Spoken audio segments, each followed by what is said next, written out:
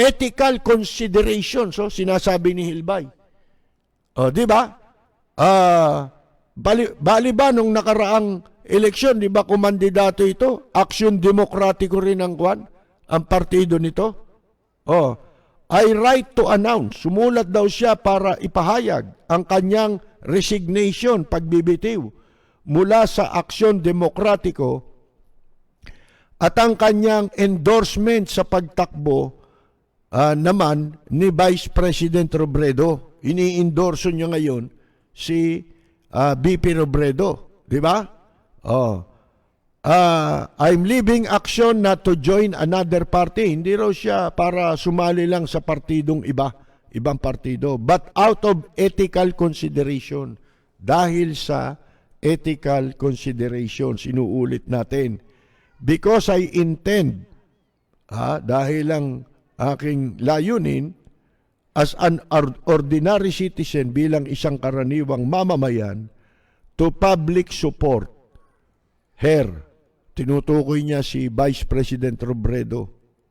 Support her campaign. I must resign from the only political party I have ever joined. Pero yung sinasabi niyang ethical, double meaning yun. Yung ethical na binabanggit dito, para hindi magkaroon ng conflict doon sa kanyang pagiging membro ng Aksyon Demokratiko at pagsuporta kay Vice President Robredo. At ito, merong sinabi si Hilbay, we cannot afford another narcissistic.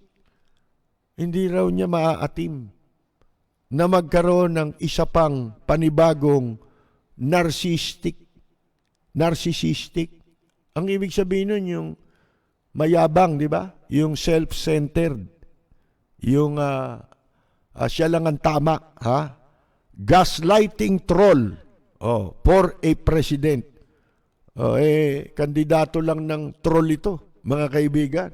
A candidate who wakes up only during campaigns is no leader.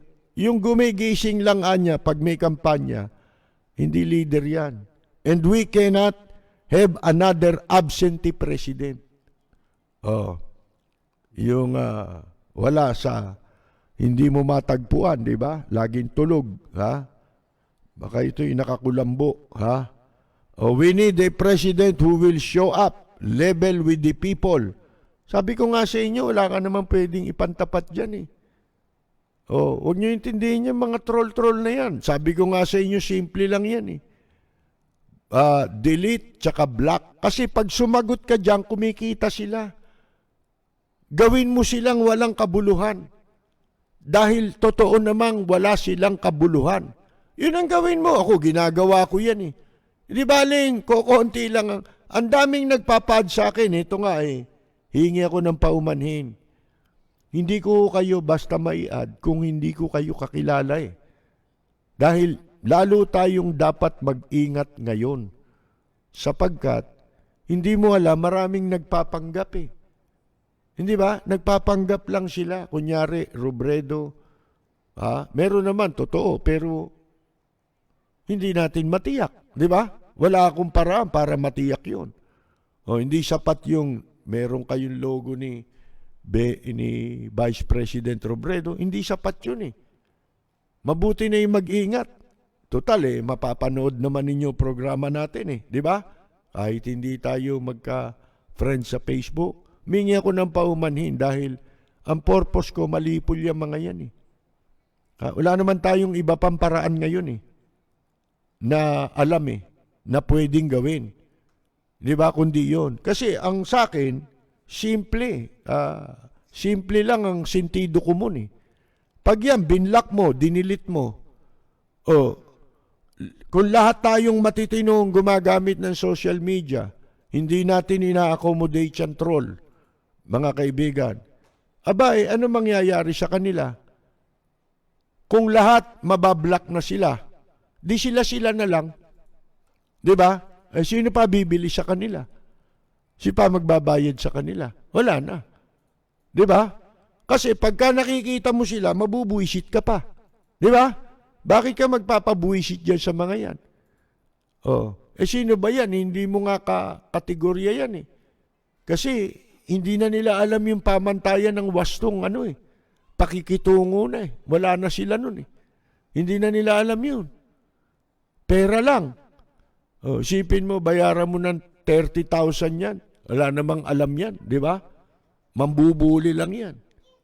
Kamukha ng ginawa ng kasalukuyang administrasyong ito. Gagawin nila yan, lalo ngayon.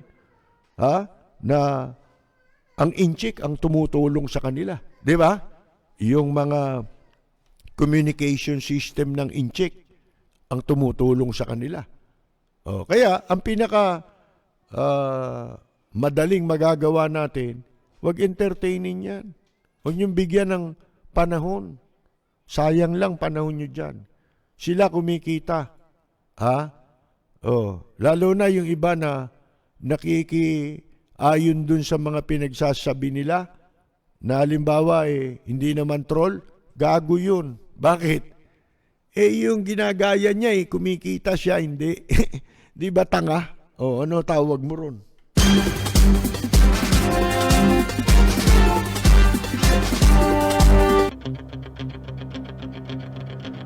Walang preno kung bumatikos.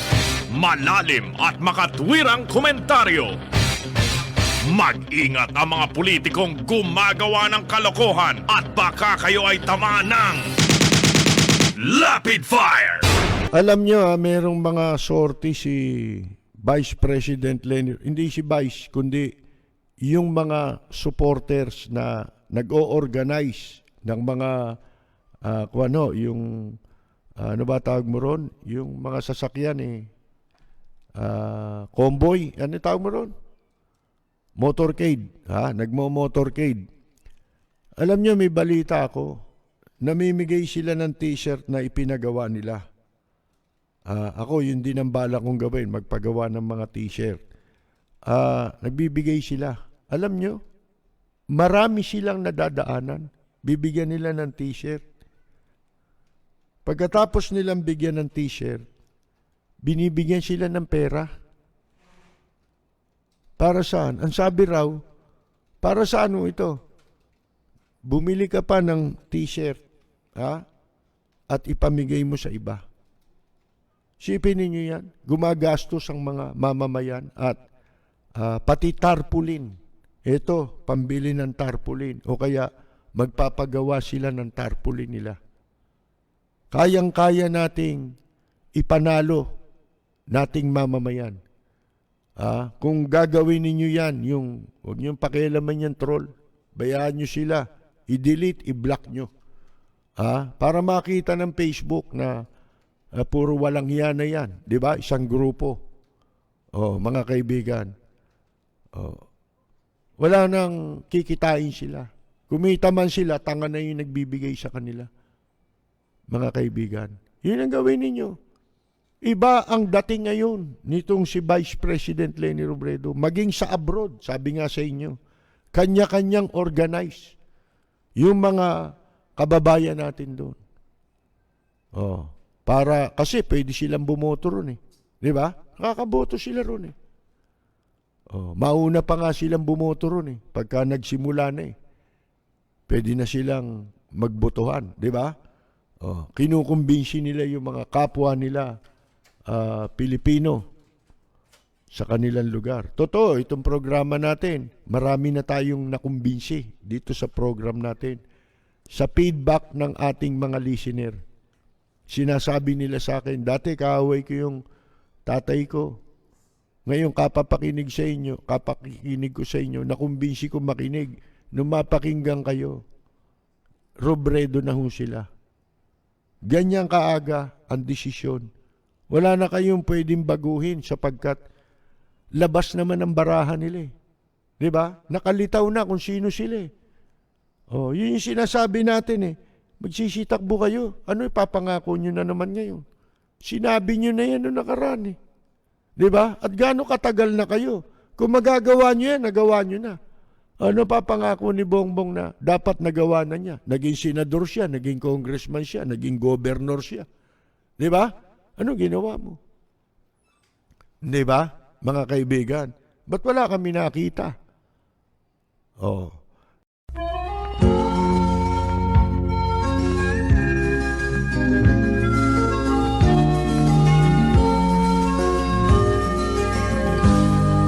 Sa bayan ko ay isa ang lahi, dito'y wala ang pagkukunwari.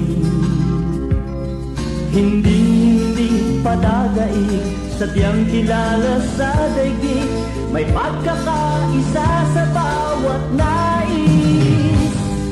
Ang bayan ko'y punong-puno ng yaman, bakit ito'y kailangan pang iwanan?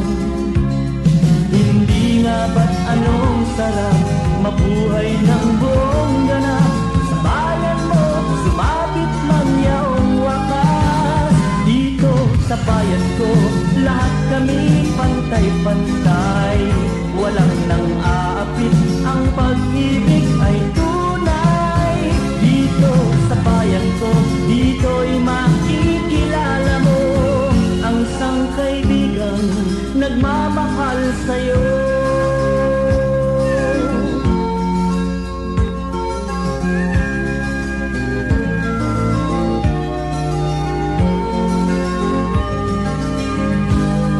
Ang bayan ko'y punong-puno ng yaman, bakit ito'y kailangan pang iwanan? Hindi nga ba't anong sarap mabuhay ng buhay?